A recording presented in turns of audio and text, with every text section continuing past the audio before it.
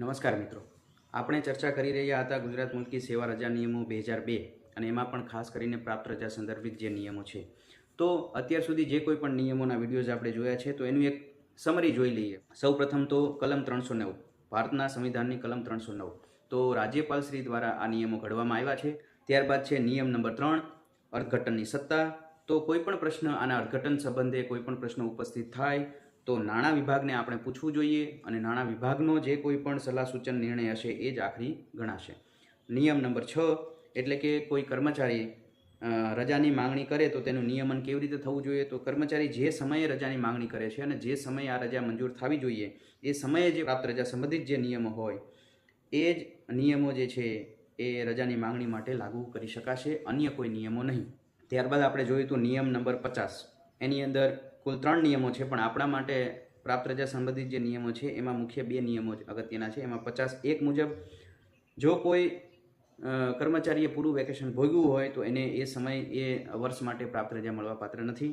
52 ક જે છે એ પ્રાપ્ત રજાની ગણતરી બતાવે છે. એમાં એવું કહે છે કે કર્મચારીએ અને વેકેશન ભોગવતા અટકાવેલ હોય એ સમય ગુણ્યા 30 ભાગ્યા વર્ષના કુલ વેકેશનના દિવસો, એટલે કે આપણે ઉદાહરણ લીધું હતું 70, એટલે આ મુજબ એની પ્રાપ્ત રજાની ગણતરી થાય છે. ત્યારબાદ છે 52 ક ની અંદર જે એક પરંતુ કરીને જોગવાઈ પણ આપી છે કે જો કોઈ સરકારી કર્મચારી નોકરીમાં લાગેલો હોય તો એના પહેલા વર્ષ માટે એને પ્રાપ્ત રજા મળતી નથી. 52 ખ મુજબ એવું કહેવામાં આવ્યું છે કે જો કોઈ કર્મચારી આખું વર્ષ વેકેશન નથી ભોગવતો, વેકેશન ખાતાનો કર્મચારી, તો તેને નિયમ 46 પ્રમાણે તે વર્ષ માટે 30 રજા મળવાપાત્ર થાય છે. અહીંયા નિયમ 52 ની અંદર સ્પષ્ટીકરણ પણ આપેલું છે કે અહીંયા વર્ષ શબ્દ જે છે એ કેલેન્ડરનું અંગ્રેજી વર્ષ નથી ગણવાનું, પણ વેકેશન ખાતામાં ખરેખર ફરજના 12 મહિના ગણવાના છે. ત્યારબાદ સૌથી અગત્યનો નિયમ જે છે 52 ની નીચે જે નોંધ આપી છે કે જો કોઈ કર્મચારીને ખાતાના વડાના અધિકારીના સામાન્ય કે ખાસ આદેશ દ્વારા વેકેશન કે તેનો ભાગ ભોગવતો આવેલો હોય અને એ સમયગાળો જો 15 દિવસથી વધારે થતો હોય તો કર્મચારીએ વેકેશનનો કોઈ જ ભાગ ભોગવ્યો નથી એવું ગણાશે અને એને અનુરૂપ એને 30 રજા મળવાપાત્ર અહીં થાય છે.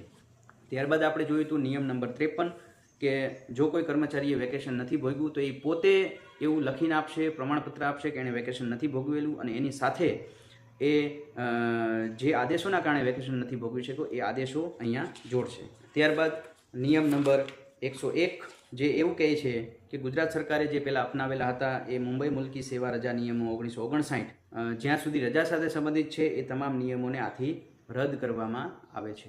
તો આટલી બાબતો જે છે એ આપણે પ્રાપ્ત રજા સંબંધિત હતી એની આપણે ચર્ચા કરી.